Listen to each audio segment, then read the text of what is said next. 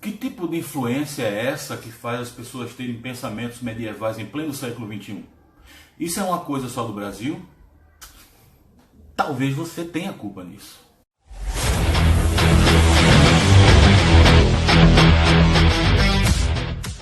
A ciência moderna, que é aquela que conseguiu unir o ato de observar ao ato de experimentar, usando instrumentos técnicos como o microscópio e outras ferramentas, além da modelagem matemática, ela começou a se desenvolver na Europa no século XVI. Alguns historiadores até dizem que esse marco no século XVI foi o que mais se assemelhou a uma revolução. Por quê? Porque o mundo antes disso, chamado mundo antigo, e no mundo medieval, as pesquisas sobre fenômenos naturais na Terra ou até mesmo no céu, sobre organismos vivos, etc., não usavam nenhum tipo de técnica, bem como não conseguiam abstrair o universo como algo composto de uma uniformidade substancial que, por sua vez, fosse suscetível a se degenerar e até mesmo se acabar.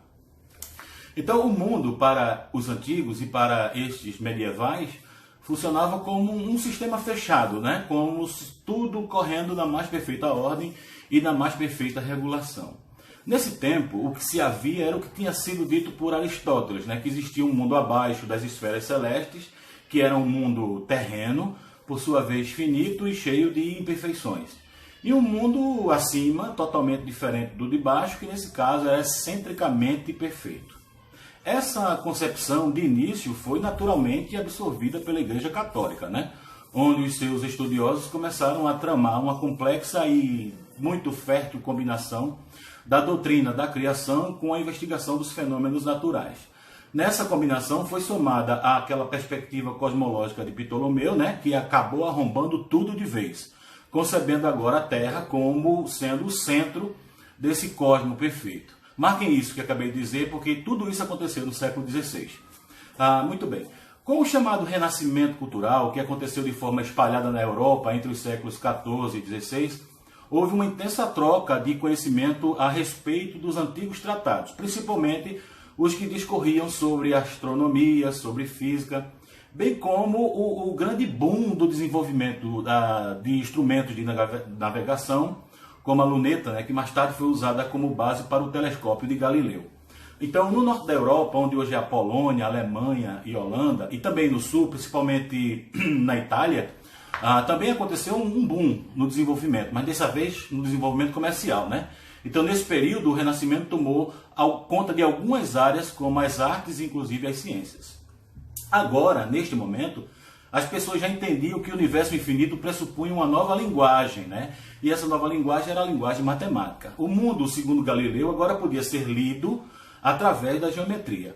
A matemática e a lógica indutiva, misturadas com todas essas manifestações filosóficas do século XVII, principalmente o racionalismo de Descartes e o empirismo inglês, fundamentavam então o sistema científico moderno, que daí foi devagarzinho se desenvolvendo até, sei lá, a teoria da relatividade de Einstein, da mecânica quântica de Heisenberg, na primeira metade do século XX.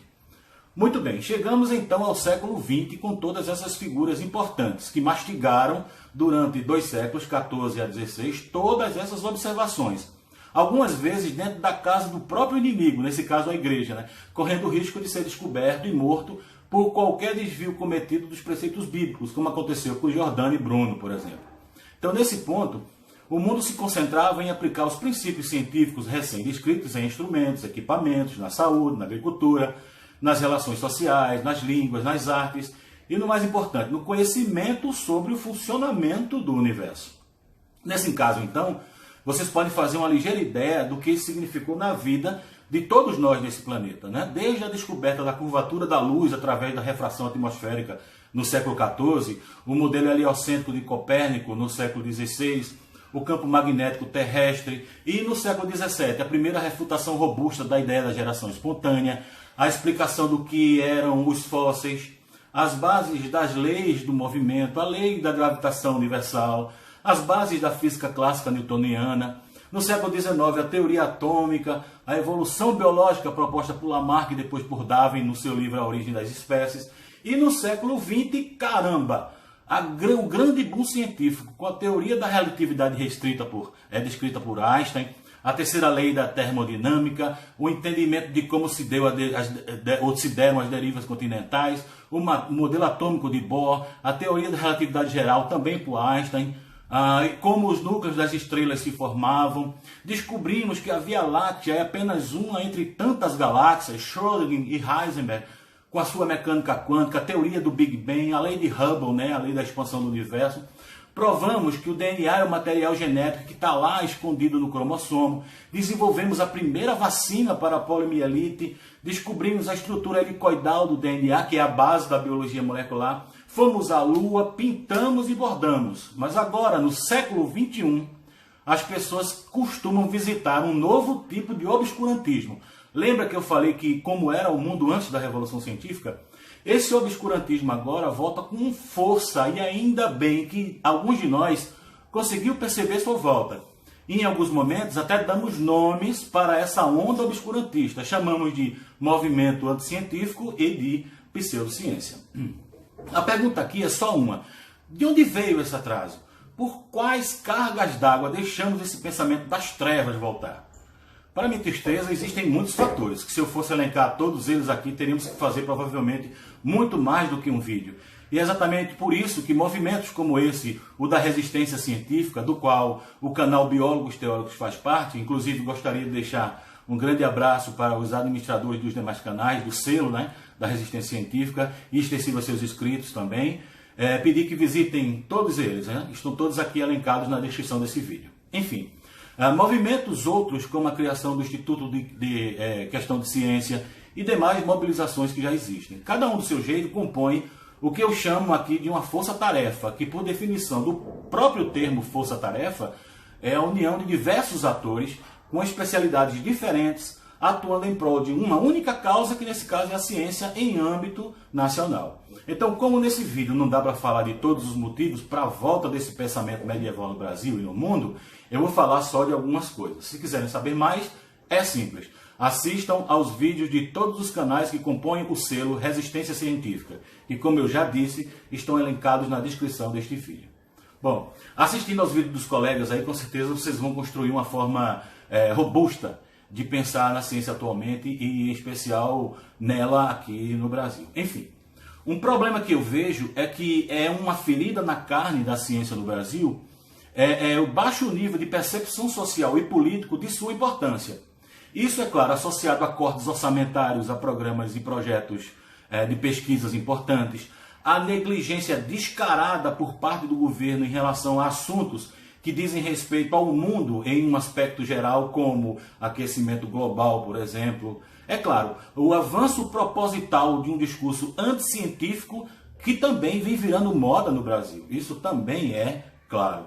Esse discurso anticientífico, que tem uma natureza obscurantista, vem se materializando de várias maneiras, indo desde a promoção e difusão de conhecimentos pseudocientíficos, até no caso do Brasil, em ações de destruição da infraestrutura de pesquisa, passando pela crítica irracional às pesquisas, por exemplo, em biotecnologia, células-tronco, organismos geneticamente modificados e etc. Agora, de verdade, o que mais dói é que algumas dessas ameaças acontecem por causa da inabilidade da própria comunidade científica. Em quê? Em se comunicar com o povo, que é o que a comunidade científica deve fazer é informar que a ciência não resolve tudo, não resolve todos os problemas, mas essa associação dela com o mal imaginário é uma puta de uma sacanagem. Essa pregação anticientífica já foi aplicada no mundo depois da Segunda Guerra Mundial, mas agora, no início do século XXI, ela voltou com todo o gás. Então é necessário que os pesquisadores abram mão dessa presunção iluminista de que sabem tudo e comecem a construir um discurso mais ameno, de que existem limites para a ciência, que não se deve esperar delas soluções imediatas para determinados problemas, assim como não se deve cultivar expectativas pragmáticas em relação aos seus resultados. Ao meu ver, tanto o reconhecimento das limitações da ciência quanto o enaltecimento do seu papel para os avanços da humanidade devem fazer parte do discurso dos pesquisadores do século XXI, sabe? As intolerâncias, sejam elas política ou religiosa, que persistem hoje, março de 2019, sejam por tentativas esdrúxulas de se fazer ressuscitar experiências sectárias como as arianas da Alemanha nazista, ou socialistas, como na antiga União Soviética, ou pelo fundamentalismo verde, ou fundamentalismo religioso, que influenciam tanto as políticas de educação quanto as de ciência e tecnologia, sejam em estados ditos laicos ou não laicos, né? Essas constituem poderosos lobbies conservadores, até mesmo em países onde a ciência mais avança.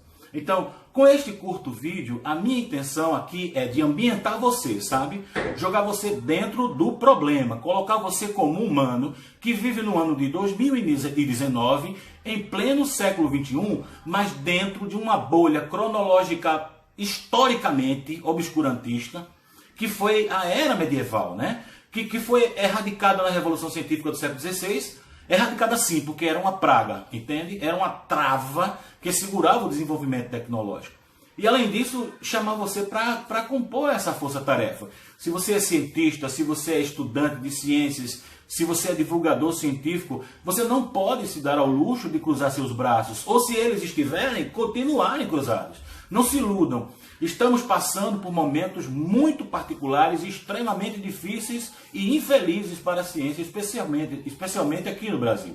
Eu digo especialmente no Brasil porque nessa altura do campeonato acabamos virando uma piada no mundo inteiro no que se refere à forma como nossos líderes vêm tratando a ciência brasileira. Todas as grandes mentes brasileiras que já não estão mais entre nós, mas que serviram como gigantes, nos carregando em seus ombros, quem é cientista de verdade sabe o que eu estou dizendo, e que inclusive tiveram a sorte de não verem o panorama atual, devem se remexerem em seus túmulos todos os dias, ok? Se inscrevam no nosso canal, curtam esse vídeo, curtam os demais vídeos do selo da Resistência Científica, ative o sininho para receberem notificações e um grande abraço a todos.